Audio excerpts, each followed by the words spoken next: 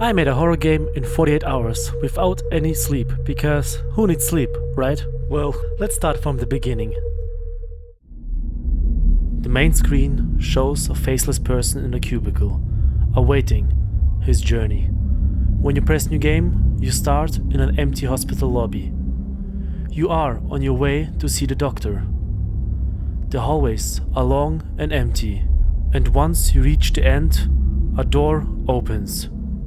You enter the room, and everything shifts. The horror scenario starts. All is dark. You hear voices, and all you want is to leave as fast as possible. On the way out, you notice a creature. It does not move. All it does is watch. And the only thing you can do is run. And this is how the journey starts.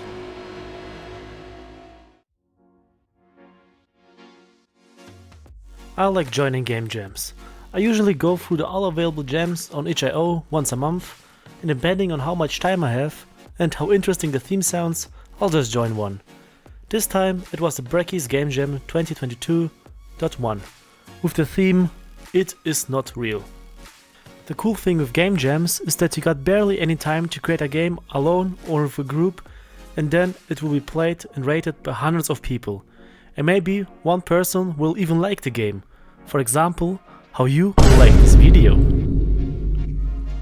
As usual with game jams, my roommates and I get together and start brainstorming. We usually try to do something unique every game jam. And this time we thought, well, why not a horror game? This would go well with the theme, since our main idea was a game about a guy having a mental breakdown. And from there, you don't know what is and what isn't real.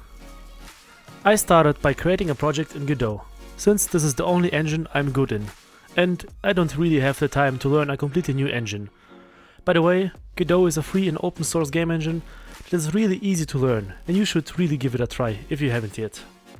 Well, the idea was to create a web-based 3D experience, but we had to drop the web part pretty early since we had no time to improve the performance and it was literally unplayable in the browser, even with a high-end PC. Therefore, we went with a Windows and Linux build instead. Godot has no built-in mesh editor, so we went with Blender. I'm horrible with Blender, but my roommates are pros. Well, at least they finished the donut tutorial, which I never did. Well, one of us was searching for models we can use on Sketchfab, while the other one was creating basic maps. We could have created all the models ourselves, but there's no time in this game jam. Therefore, we were searching for low poly furniture and making it even more low poly than it was before in Blender. After that, we export them as FBX and import them into Godot. We actually did make some models ourselves, mostly because we were not able to find the ones we really needed, or it was that high poly that it was easier just to recreate it ourselves. For example, we made this lamp, or this mattress, but most of the other stuff is stolen. Since the boy who was making the maps had to leave early, it was my turn to create them. It is actually way easier than I thought. Therefore, here's a little tutorial on how to make maps. First, we put a plane on the floor and extend it with E. Now, if we select the sidelines and press E again, we can make some walls. By the way, by pressing the middle mouse button, it locks the direction you want to go. And now we can close up the empty spaces by selecting two lines and pressing F. And now we have a ceiling. Ta-da! This is how you make a map. Now all we need are some free textures, for example from the site Ambient CG. Apply them properly on the floor, walls and ceiling, and just export that boy as an FBX. Coding time! Brrr. Well, there's nothing interesting to show here, so sound design time. Sound design is 90% of a horror game, and this was the unique feature about this project. I worked a lot with spatial audio and effects. For example, you can hear someone crying behind a door. This is made via positional audio and some muffled sound effect. I recorded most of the sound effects myself, and for the ambience, I just paid some amazing dude money. It's incredible how tense the whole situation can be, just because the audio ramps up. Now we just stick the maps, models, audio enter gameplay together, include some trigger events, and the game is ready. And we are on the main page of itch.io for some reason. Well, this never happened.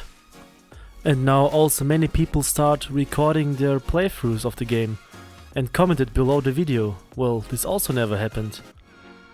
It was fun watching how people reacted to my jump scares and how some even needed almost 10 minutes for a 2-minute game because they were analyzing everything they see, or they were just too scared.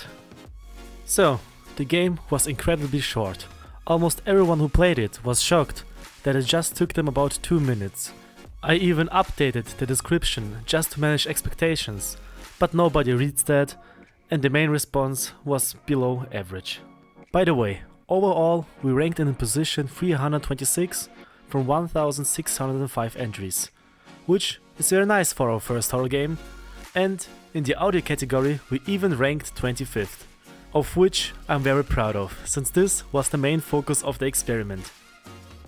I like the concept of the game a lot, and just out of curiosity I recreated it later in Unreal Engine 5, just to see how it could have looked with proper assets, some high-end illumination and cool shadows.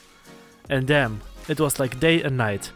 Unfortunately, I cannot find the original files, but I have the screenshots.